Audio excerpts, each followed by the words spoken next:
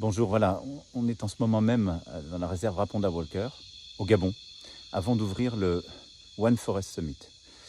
Donc si on a décidé il y a plusieurs mois de lancer ce sommet avec le président du Gabon et avec tous les pays de la région, les scientifiques et l'ensemble des acteurs pour préserver ces forêts, c'est en raison de l'enjeu même de ces forêts primaires et des tourbières, des mangroves, de tout ce qui constitue cet écosystème qu'on a en Amazonie, en Afrique, en Asie. C'est à peu près 14% de la surface terrestre, c'est 75% du carbone irrécupérable et c'est plus de 90% des écosystèmes des espèces vertébrées. Donc c'est à la fois un trésor de biodiversité et en même temps une chance extraordinaire parce que ça capte énormément de CO2 en même temps que cela permet d'équilibrer les systèmes hydrologiques et une bonne partie de notre atmosphère. L'endroit où je me trouve est donc au cœur même des forêts du bassin du fleuve Congo, ici au Gabon, dans toute la sous-région. C'est la première aire de capture de CO2 au monde, la première. Et je veux saluer ici les efforts qui ont été faits ces dernières années par le Gabon, qui a su préserver sa forêt primaire, qui a fait un travail formidable. On était avec le ministre à l'instant des forêts et de l'environnement, qui a piloté ses équipes avec le président.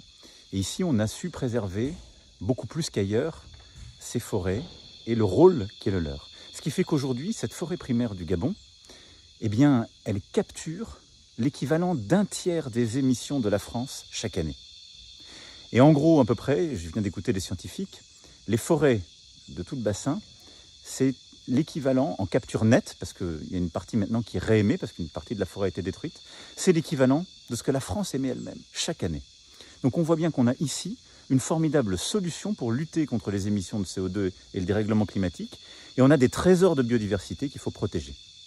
La clé du sommet, c'est donc de bâtir une stratégie internationale, régionale, nationale, pour réussir à préserver, à enrichir ces écosystèmes. D'abord, mieux les connaître et aider les scientifiques à mesurer, connaître pour protéger. Deuxièmement, c'est développer une agriculture, une gestion forestière durable, c'est-à-dire permettre aux populations de bien vivre de cette protection même de la forêt pour pouvoir créer des emplois, construire un avenir et construire un avenir qui est soutenable, non pas en détruisant la forêt comme ça a été fait dans d'autres endroits. Et puis le troisième élément, nous, la communauté internationale, on doit financer cet effort. Aujourd'hui, on ne le fait pas.